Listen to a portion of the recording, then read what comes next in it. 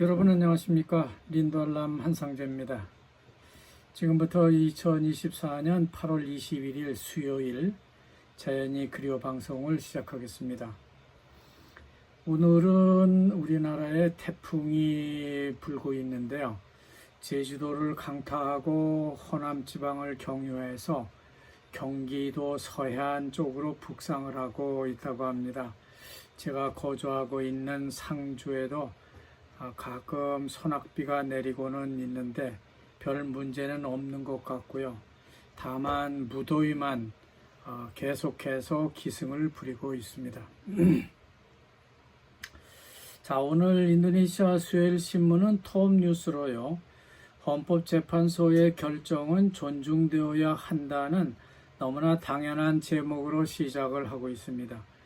그것은 헌법재판소의 결정은 최종적이면서도 구속력을 갖고 있기 때문이라고 설명합니다. 그렇기 때문에 모든 이해 당사자들은 헌법재판소의 법적 고려사항과 함께 그들의 결정을 존중하고 이행을 해야 한다고 하는 주장을 하고 있습니다. 헌법재판소는 지방의회 의원 의석수가 25%는 넘어야 한다고 하는 결정을 내렸고요. 주지사 후보가 될 수 있는 최소 연령을 30세, 그리고 군수나 시장, 부시장, 부군수 후보자는 최소 25세는 넘어야 한다고 결정을 내렸습니다. 따라서 조코위 대통령의 둘째 아들 깨상은요, 후보자에서 잘못하면 탈락할 위험이 커졌다고 볼 수 있겠습니다.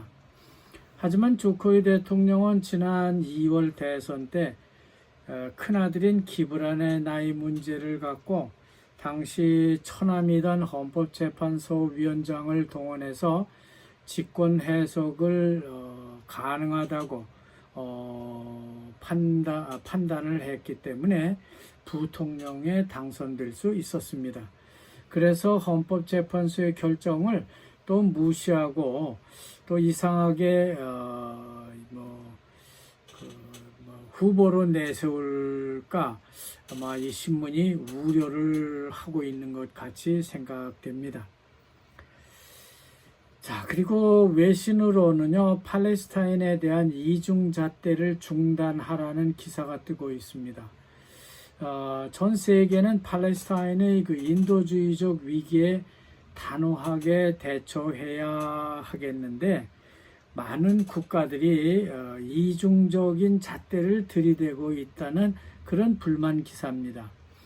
그것은 네타냐후 이스라엘 총리가 인권을 유린하고 있는데도 불구하고 세계 여러 나라들은 이스라엘 네타냐후를 제재하지 않고 있기 때문에 그런 주장을 하고 있는 겁니다.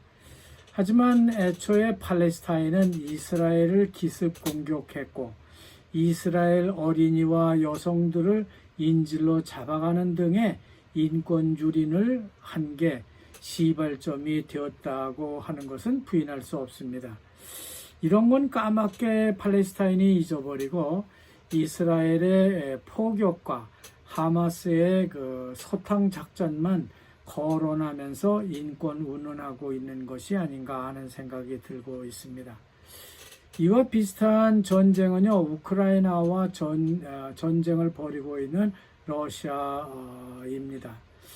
애초 러시아는 우크라이나를 기습 공격을 하면서 우크라이나 영토를 진격해 들어갔습니다. 그러나 지금 우크라이나는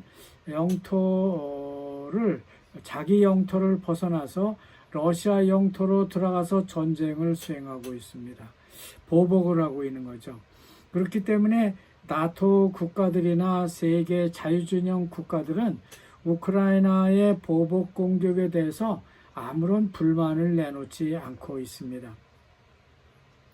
이와 비슷한 경우의 수는 동남아시아에도 존재하고 있습니다. 바로 싱가포르와 말레이시아 그리고 인도네시아의 국경입니다. 싱가포르로 봐서는 말레이시아가 여간 두려운 게 아닐 겁니다. 그런데 인도네시아도 싱가포르의 비행구역을 통제하기 시작했기 때문에 싱가포르는 인도네시아에 대해서도 경계의 끈을 늦추지 않고 있다고 보여집니다. 말레이시아나 인도네시아가 싱가포르를 만약 침공해 온다고 하면은 싱가포르는 어떻게든 이들을 막아내야만 할 것입니다. 근데 제가 싱가포르에 살 때 한 중국인 직원으로부터 들은 이야기인데요. 싱가포르는 그런 경우에 대비해서 대만과 군사 협력을 하고 있고요. 호주에서 일정 지역을 할애받아서 군사훈련을 하고 있습니다. 그리고 군대 용어, 싱가포르 군대 용어는 영어를 쓰지를 않습니다. 그 대신 말레이어를 상용하고 있습니다. 가상의 적이 말레이시아와 인도네시아이기 때문에 그런 것 같은데요. 그들이 하는 말을, 그러니까 적군이 하는 말을 알아듣기 위해서 싱가포르 군대도 명령어 혹은 마주, 문둘, 끼리, 까난 이런 것들은 바사로 한다는 것이죠. 또 만약에 그들이 쳐들어오게 되면은 싱가포르로 쳐들어오게 되면 이스라엘처럼 반격을 해야 하고요. 말레이시아나 인도네시아 땅을 보복 공격해서 끝내는 휴전을 하고 주민 투표로 나라를 싱가포르를 원하냐 말레이시아나 인도네시아를 원하냐는 그런 전략을 구사하고 있습니다. 따라서 말레이시아나 인도네시아는 싱가포르가 조호르 바루아의 경계에 보면은 작은 섬 하나가 있는데 그 섬 가운데를 갈라가져야 맞는데도 불구하고 싱가포르가 차지하고 다투곤 있습니다만은 전쟁까지는 가지 않습니다. 그런 것이 이스라엘과 같은 작은 나라의 생존 메커니즘이 아닐까 하는 그런 생각을 하게 됩니다. 오늘 만평은 우리나라 의대 증원 문제를 놓고요. 정부와 의사들이 다투는 것을 마치 비유하는 것 같은 그런 만평 그림이 등장을 했습니다. 인도네시아도 비슷한 문제에 봉착해 있기 때문에 그런 만평을 내놓은 것 같습니다. 하여튼 만평을 자세히 보면요. 흰 가운을 입은 의사가 아주 건방지게 앉아서 포도주를 마시면서 즐거운 표정을 짓고 있습니다. 그렇지만 의사 팔뚝에는 사람을 괴롭히는 완장을 차고 있고요. 손에는 의사 윤리 강령책을 읽고 있습니다. 의사 밑에는요. 그래서 의대생들은 그 밑에서 벌벌 기고 있고요. 앞에는 구두 닦기가 구두를 싹싹 닦고 있고 또 의사 괴물은요. 꽁지를 휘둘러서 국민들의 지갑에서 돈을 빼가는 모습을 그려내고 있는 겁니다. 이것은 우리나라와 뭐가 틀린지 조금 자세히 생각해 보면 웃음이 나올 정도입니다. 자, 지방 뉴스에 보니까 까르타자띠 공항을 끼고 있는 마을 주민들이 독립기념일 행사의 하나로 공항 때문에 다 죽게 생겼다는 항의성 가장행렬 사진이 전해지고 있습니다. 상당히 사실적인 모습을 연출하고 있는데요. 그 차 앞에 긴 막대기에 청년 모습의 그 실물과 같은 그런 인형을 매달아서 죽게 했고요.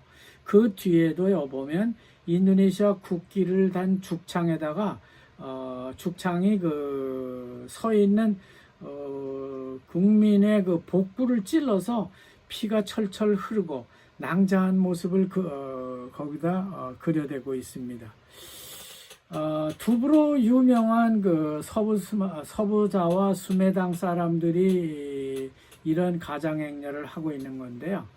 이들은 까르타자띠 공항이 들어설 때만 해도 마을이 크게 발전할 줄만 알았는데 주민들만 죽게 생겼다는 그런 주장을 하고 있는 겁니다.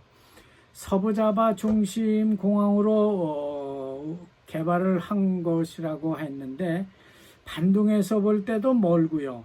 또 이 자카르타에서도 멀고, 또 그렇다고 해서 뭐 찌르본에서 가깝냐면 그것도 아니고, 공항 주변에는 뭐 호텔이라든지 식당 내지는 사람들도 많지 않기 때문에 인프라가 아무것도 발달된 게 없고, 그래서 유령 공항이 되고 말았다고 하는 것입니다. 자, 그리고 다음 달 교황이 인도네시아를 방문하기 전인데요. 파푸아 주민 대표들이요. 대법원 앞에서 자기들의 그 전통 의상, 얼굴에 뭐 이런 하얗고 검은 칠을 한 사람들이 자기들 전통적으로 이어받은 토지에다가 팜 농장을 개발하는 것에 항의하는 그런 사진이 실리고 있습니다.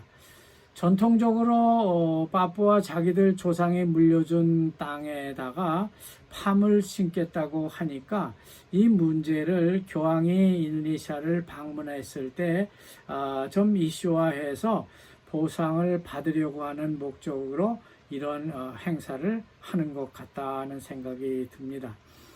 끝으로 인도네시아와 호주가 국방 협력을 강화하고 있다는 뉴스가 전해지고 있습니다.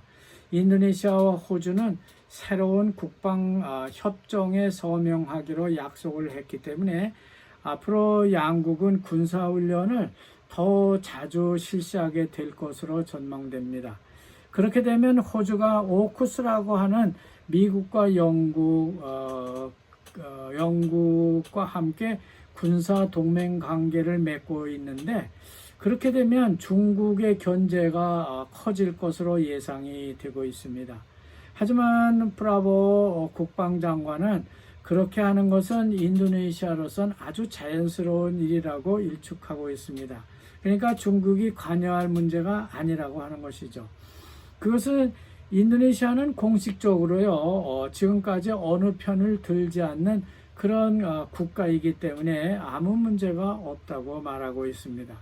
하지만 전문가들은 인도네시아와 호주가 맺은 군사협정에 대해서 무슨 전략적 가치가 있을 것인지에 대해서는 의문을 표시하고 있습니다.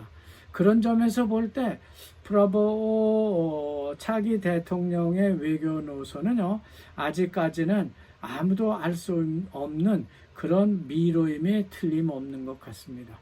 자, 이상입니다. 여러분 대단히 감사합니다.